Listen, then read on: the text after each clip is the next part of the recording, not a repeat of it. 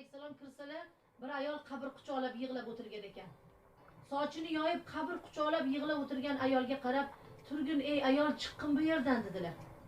Haligi ayol zarda bilan qaradi-da, "Bolang o'lsa bilarding-a" dedi. Payg'ambarim alayhissalomni tanimadi.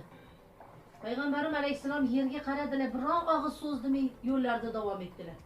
Orqalardagi sahobalar aytdi: "Ey ayol, Allohning qahriga uchraysan. Payg'ambarga ham shunaqa qo'pol so'zni aytasanmi?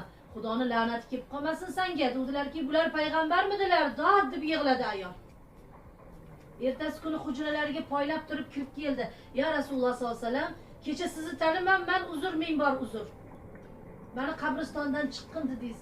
Lekin qalbimga qarangki, bergan Xudoning sinov va musibati hamin qadar edi. O'shani sig'dira olmay qabrda o'tiruvdim, achchiq ustida aytvorimman" dedi. "Kiming yotibdi?" dedilar. "Bolam yotibdi" dedi. "Bolamni qabrga qo'yganman, farzand dog'i yurak bag'rimni yondirib tashladi" dedi. Payg'ambar alayhissalatu vassalom qarab turib haligi ayolga aytdilar: "Uying bormi?" dedilar. "Bor" dedi. "Ichkari uyingga kirib ibodat qil, ey ayol. Qabri ustida qilgan ibodatingdan darajasi 27 daraja ulug'roq bo'lgan savob bo'ladi. Bolangga ham, o'zingga ham" dedilar. Qabristonga erkaklarni ko'proq borishiga amr qildilar. Bitta qabristonni ko'zingiz oldiga keltirib ko'ring-a. Bu dunyoda bitta darchadan mo'ltirab o'tirib keldingmi bolam, didoringni sog'indim deydigan onani bitta ko'zingiz oldiga keltiring. Ovqati bor, oshi bor, qonni to'q, eli butun, lekin didoringizni sog'inadi. Qarigandan keyin azgina-ginachiroq, azgina yig'loqroq bo'lib qoladi onalarimiz. Olib borib ko'mganimizdan keyin ham bir masjidga kirib, nabaramiz, o'g'limiz juma namozini o'qisa-yu, orqasiga dast qayrilib, namoz jumadan masjiddan chiqib ketyapsa, masjidning yonida yastanib yotgan qabristonda onalar mana shunday qarab turishar ekan orqalarida. Xuddi tirikday onalarning ruhi qator terilib, otalar, buvalar, buvilarning ruhi qarab turar ekan. Masjidga keldingiz, ibodatni ado etdingiz-u, qabr boshiga kelib, bir kalima Qur'on o'qishga yaramadingiz bolam deb aytilar ekan. Bu dunyoda qanday kutsa, intizor bo'lsa, lahatda ham shunday tepasiga bir qora ko'z kelishiga, jigaridan, avlodidan kimdir kelib duo qilishiga intizor bo'lib yotar ekan. Bitta o'qigan Qur'oningiz otangizni o'sha kuni chiq etib qabriga chiroq yongani bo'lar ekan. Tafakkur qiling, oila bir kalima Qur'onga intizor qilib olganlar bor. Yillab bir kalima Qur'on o'qib yo'qlamaydiganlar bor. Nomard farzand, onam hadib tushimga kiradi deydi bir joyda bir ayol.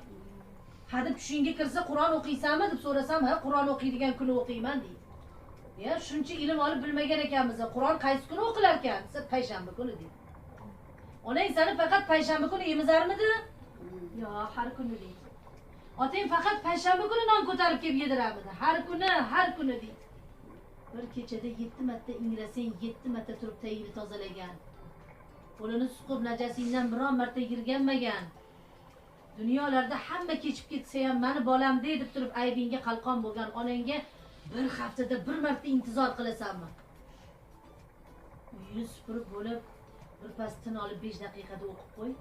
Qozonga oshingni damlab qo'yib, dam yeguncha 5 daqiqa oshxonada o'tirib o'qib qo'y. Ana o'sha kuni chiqib ketib chirog'i yonadi onangni.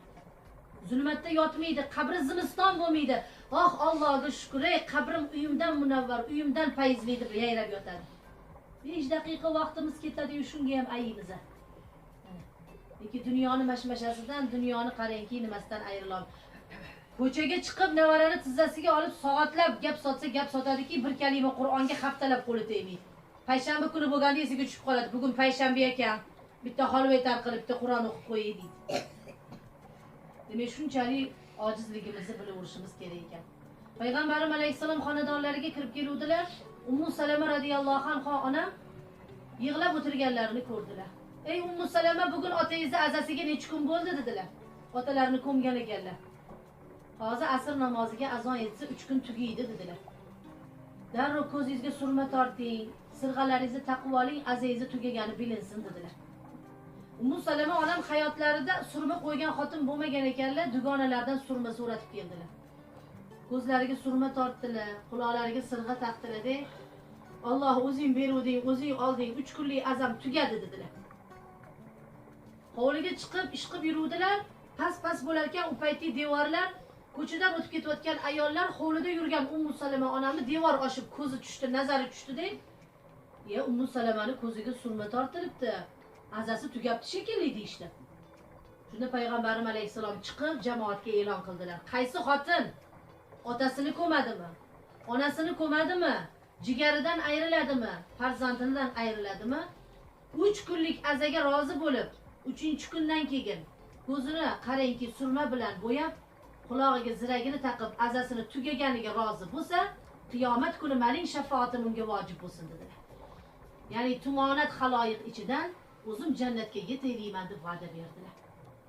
Bir vaqtda biz bilamiz 1 yilgacha ko'p kiylarda 4-5 ta ayol o'tib ketsa, bir xonadonni opa singillari bo'lardi. 1 yilgacha otasi o'lsa, onasi o'lsa, hatto yozgi kuni ham qora paypoq kiyib, ko'k ko'ylak kiyib yurilardi. Demak, bu jaholiyatni davridan qolgan narsa ekan. Arab ayollari 1 yilgacha chochini taramas ekan. Azasini belgisi hisoblanar ekan bu. Bitlab ketar ekan 70 darajali issiqda.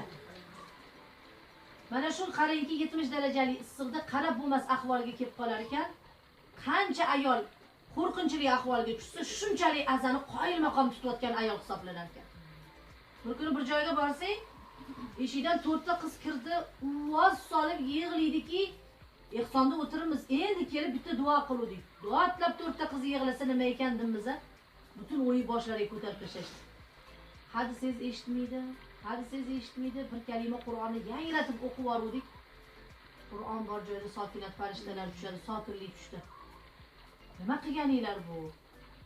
Shunchalik ham ozor berasizlarmi o'tgan odamga deb turib, dakki bersam yonimda o'tirgan ayol aytadilar. Ha, unaqa demay, otinoyi. Men bularni amma xolasi bo'laman, yoshim katta. Otasining yuzini yoriq qilyapti deydilar. Otaning yuzi qancha qiz kuchliroq qichqirishi bilan yoriq bo'lmaydi. Qaysi qiz ko'proq shang'illab, ko'proq boshini uyiga boshiga ko'tarsa, o'sha otaning yuzi yorug', ruhi shod bo'lmaydi. Bir o'tgan otani ketidan 5 mahal namozda turgan, bir o'tgan otani ketidan Qur'on tilovat qilgan, uzoqdan yaqinda turgan qavmi qarindoshini otasidan keyin ham aziz tutib eshigini ochgan. O'sha otasini jigari bilan bordi keldi qilganlarni otasini ruhi shod bo'lar ekan. Onam o'tdi nima qiling endi dedi payg'ambarimiz alayhisalom aytdilar. Onangdan keyin ruhi shod bo'lsin desang, onangni dugonasiga, xolalaringga qara, tog'alaringga qara dedilar. Otamdan keyin otamni ruhi shod bo'lsin desang, amakiga, ammaga qara. Otangni do'sti yoriga qara dedilar. Otang aziz qilgan insonlarni aziz qilsang ruhi shod bo'ladi dedilar. Parvozlab inshaalloh jannat sayr qiladi dedilar. Demak, mana shu narsani farzandlarimizga o'rgatib bilishimiz